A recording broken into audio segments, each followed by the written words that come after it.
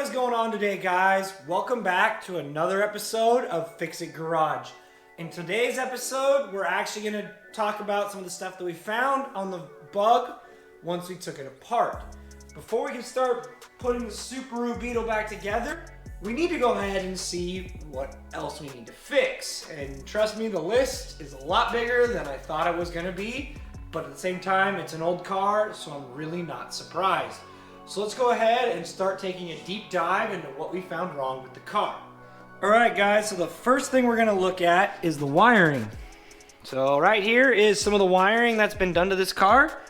This has already been converted to 12 volts, I should probably say, but some of this wiring is super janky. So I don't really feel comfortable using any of it. We might be able to get with using like a ground wire like this, but otherwise I don't really feel comfortable using pretty much any of the wiring in this car. So we're gonna go ahead and rewire the whole car. Back to front, whole car is getting rewired. So like taillights, headlights, all of that is going to be getting completely rewired. All right, so the next thing that we have is we have the back seat area of this car. Normally there would be a seat here and the battery goes right here. Well, if I look at this panel for the battery, oh look, there's a big freaking hole in the floor. So right now this battery tray is preventing the battery from falling out of the car, so I think we're gonna move the battery to the other side of the floor, because on the other side over here there is no hole right now. Eventually we could put it back here, but there's a hole, so we're not gonna reuse it. We're also going to remove a lot of this ducting because we're not using the the heater system that was in this car. Normally the exhaust heats up these passages, and that's how you get heat into the car because air-cooled problems, but we're not going to reuse any of that. We're going to probably remove as much as we can just to try to get some stuff out of the car to make a little bit more space, but yeah, the hole in the floor, not a good thing. We're going to try to work around this. He is going to have the holes in the floor fixed at some point, but not while it's here because I don't know how to do it. So I'll admit I don't know how to do it, but I'd love to work with someone who does. So this brings us to our next problem, which is right here.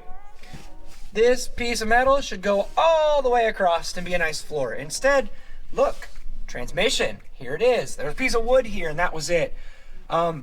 Again, something that I'm not going to be fixing, but he is planning on getting this floor fixed and then having it like hinged so we can get in there. Also right here is probably going to be a good place to mount all of the fuses and relays for this rewire. I'm thinking about using this back panel back here to put all of the fuse boxes and everything. It'll be underneath a nice speaker shelf, so it'll be out of sight, out of mind, and it will clean up the next space that we're actually going to go look at. So this brings us to our final place under the front hood. So here we have our fuel tank, which is in okay condition, but there are some problems. So here's a nice rubber hose. Well, not so rubber, more plastic.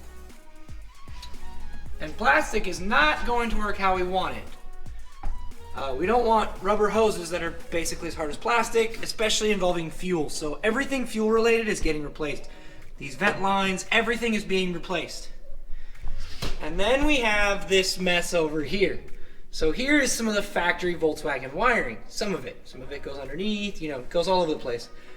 We're basically going to take all of this wiring and throw it in the trash and start over again. So different wiring for like the wipers. We're probably not going to wire in this radio because there's a radio right here.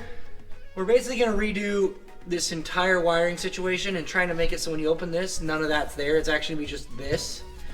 And then again, more wiring here that we need to clean up. This is an old ignition, so just toss that out of the way. The spare tire is gonna have to be moved because right here, this had some crash damage, which actually benefits us because we're gonna be cutting this out here to mount the radiator for the car. Because since it is air cooled, guess what? We need a radiator, and that is a perfect place for a radiator to go, as it turns out. Also need to get a new headlight because this one is broken, so we're gonna get some new headlights. He's gonna need tires for sure. Now we come back to the rear wheel. So the suspension is a little worn out in places. So the wheel bearings in this are probably a little worn, maybe some worn ball joints. Basically, we're gonna need to go over the whole suspension and replace any parts that are worn, or repack and replace different things, you know, fix bearings, all that kind of stuff. That's all stuff that we need to fix as part of doing this project, because when this is done, it may look like ratty, but I want it to be mechanically safe and sound. So he's not driving around in a car that's basically a screaming metal death trap that can catch fire or fall apart. You know, normal stuff. So here in the back, I'm working on a plan for how to do this. But because this panel is here and this is a good mounting space, I think we're gonna clean it all up. We're gonna put riv nuts here, and we're actually gonna mount like the fuel pump and a few other things back here. Maybe one fuse box, but the plan is to try to use this as a mounting point on the back, and then running the intake up through here somewhere, maybe here or here to one side or the other of the spring, and just cutting out a set of these vents and sticking it here, or even leaving the vents there so the airflow from the factory Volkswagen helps push air into that intake as they're driving around, helping keep your intake air temps down. All these things are gonna have to be figured out kind of on the fly. Another one is throttle cable. If I can grab it. This throttle cable is completely different than the Subaru throttle cable. So we're gonna have to figure out a way to adapt this to work with a Subaru, or attach something to it to change how the throttle cable is. But basically this is gonna have to change. So that way then the Subaru throttle will actually work, because obviously we're running at the Subaru throttle, not the carbureted air-cooled engine. So those are just a few things that we're gonna have to kind of deal with this project. So as far as location, that was some stuff I already planned on, figuring out where to put stuff. But for things like wiring, it's a little more extensive than I had planned on, but it's not unrealistic that it needs to be done. It is a very old car with very old wiring, so it makes sense that we need to redo it. We're redoing it to make sure that this car is safe, especially the fuel lines. You don't want to mess around with fuel. If it's a rubber hose and it is rock hard, it needs to be replaced right away. We do not want this car to be a fire hazard. The last thing I want to have happen is for this car to get done and be running and have something that we didn't change be the reason why this car catches fire. Fire in cars are no joke. So we are going to make sure that it doesn't catch fire, and we're also probably going to have a kill switch on this car, just so something does go wrong, they can flip a switch and kill all power to the car, killing the motor, killing the fuel pumps, killing everything. But we're gonna figure that out as we go along. This project is going to be a very big project, and it's going to be spaced out. This is not gonna be done in a day. Right now, I have one of many parts that I've ordered here. I'm gonna show it with you guys right now. All right, guys, so the first part that we have is from a company called Superu Gears, based in Australia. I'll turn it around so you guys can see it. This is going to allow us to mount the engine in the car. So the engine will mount here with the stock Subaru motor mounts, and then these here will bolt up to the transmission mount, allowing me to connect these together once I have the adapter plate on. This is supposed to be set up, supposed to be being the key word, set up to run this mount with the Kennedy adapter plate that will be here hopefully any day now. Hopefully by the time the next Subaru video is up, I will have the parts that I need. But this is going to be our motor mount for the Subaru engine. It's actually a really nice part. I'm surprised by the quality. This is great. This is gonna be one of the nicest is on the car. So this is gonna be going on to the engine probably in the next video. We still obviously have a few things we actually need to do to the engine, but this will probably be going on in the next video. Speaking of the next video, let's kind of look at a roadmap of what's gonna come.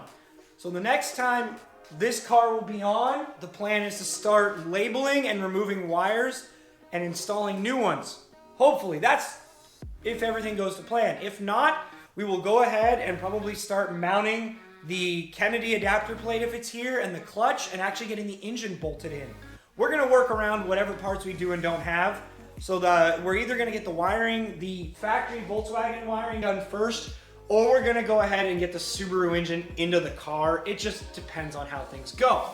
I'm hoping we can do the wiring first, just because without the engine in there, there's just that much more room. But of course, we're gonna make it work no matter what.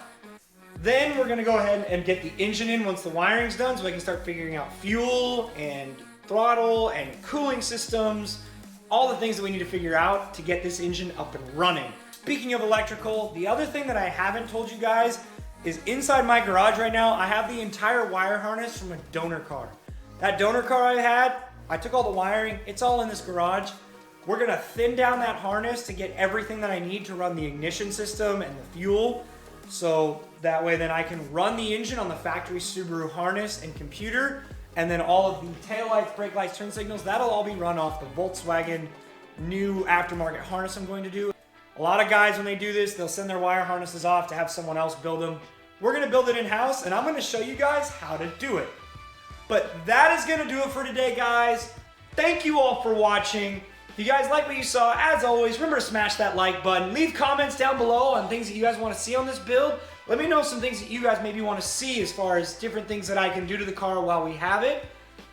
As always though, don't forget to subscribe so you guys don't miss any future videos.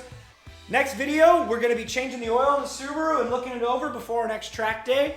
I want to get the oil sent off to the lab to kind of make sure that everything looks good on the internals of the engine. So we're going to go ahead and we're going to do that next time, and then we'll get that sent off, and I'll get you guys the report whenever I get it back. But thank you guys all for watching, and I will see you guys in the next one.